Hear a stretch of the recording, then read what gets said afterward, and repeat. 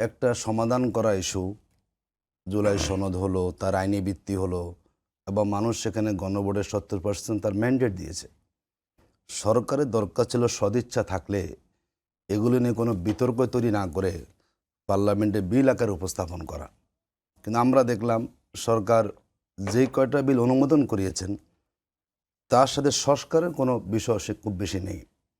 যেই 16-17টা অধ্যাদেশ নিয়ে দীর্ঘ সময় আলোচনা হয়েছে, আমরা ঐক্যমতে পৌঁছেছি, সেগুলো কিন্তু সরকার এখন বিল আকারে নিয়ে আসে। তারা ল্যাপস হয়ে গেছে সেটি।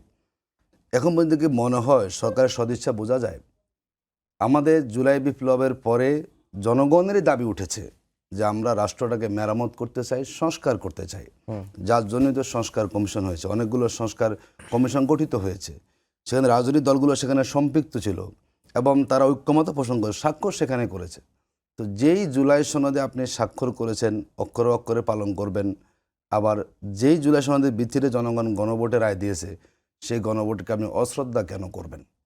দেখুন, যেটি মাসুদ কামাল ভাই বলেছেন যে জনগণ প্রস্তুত না, জনগণকে প্রস্তুত করার দায়িত্ব তো আমাদেরই। এই জন্য তো আমরা এখন কর্মসূচি দিচ্ছি, আমরা সেমিনার করছি, আমরা লিফলেট বিতরণ করছি। আমরা তো দূরেই তো কোনো মানে কঠিন কর্মসূচি দেই নাই যে হরতাল অবরোধ কাল থেকে শুরু হয়ে যাবে।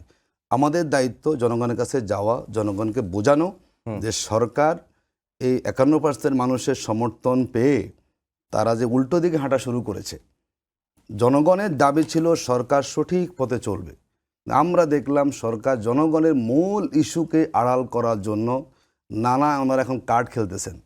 এত পরিমাণ কার্ড বাংলাদেশে দেওয়া হবে, এই কার্ড বহন করার জন্য একজন আলাদা কর্মচারী নিয়োগ করতে হবে, কৃষক কার্ড, ফ্যামিলি কার্ড। জনগণ চাচ্ছে যে কিভাবে রাজনৈতিক পরিবেশটা সুন্দর হয়, জনগণ চাচ্ছে ক্ষমতা ভারসাম্য, জনগণ চাচ্ছে একটা নিয়মতান্ত্রিক রাষ্ট্র ব্যবস্থা পরিচালিত হোক। ওরা সেই দিকে বেমালুম ভুলে গিয়ে জনগণের দৃষ্টিকে ভিন্ন দিকে নেওয়ার জন্য নানা ধরনের কাজ করছেন।